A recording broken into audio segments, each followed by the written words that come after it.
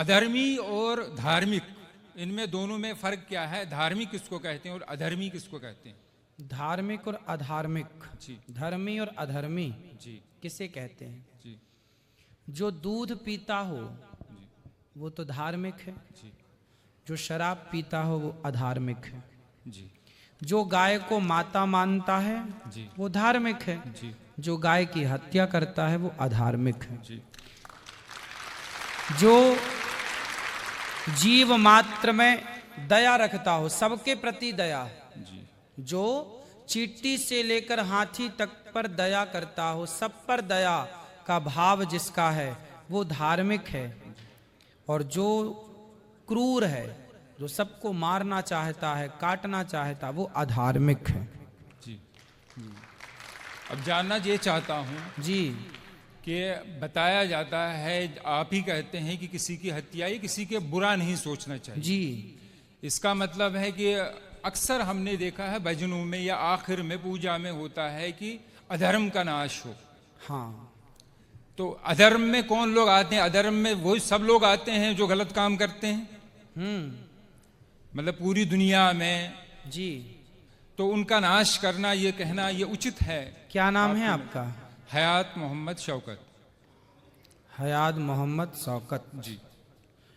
हम हिंदुओं के यहाँ भैया जयकारा लगती है अधर्म का नाश हो, जी। अधर्मी का नाश ना हो, अधर्मी नहीं अधर्म का नाश हो। जो व्यक्ति के अंदर अधर्म है, जैसे आप शराब पी रहे हैं, जी जी तो आपका नाश ना हो, आपके अंदर जो शराब पीने की गलत आदत है उस अधर्म का नाश हो, व्यक्ति का नाश नहीं।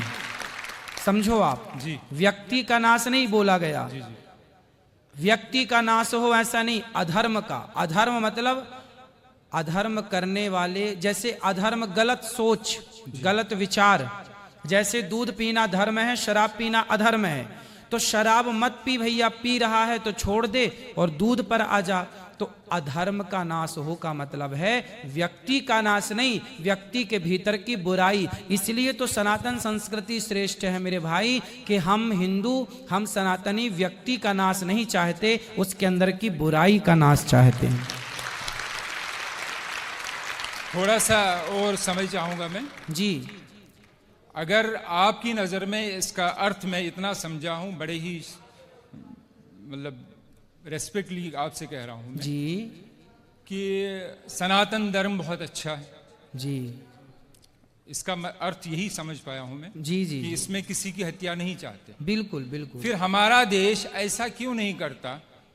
हथियारों पे करोड़ों नहीं अरबों रुपया खर्च किया जाता हथियार खरीदने के लिए। ठीक है।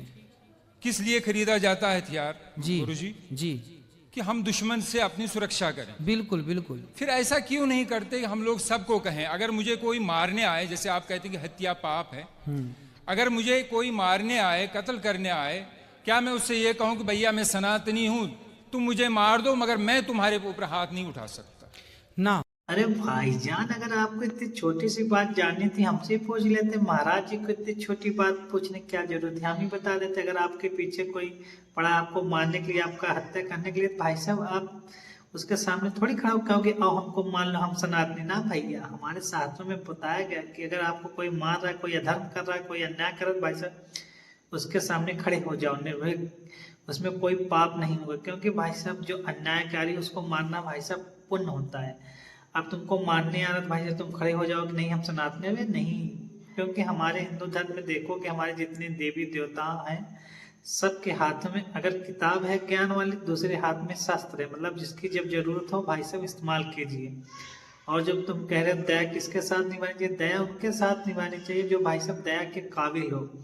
अब तुम मलिच्छों की बात कर लोगे जो भाई साहब बेधर्मी है, जो हमारे सनातन पे हमेशा टिप्पणी करते हैं या फिर कुछ ऐसा बोलते हैं,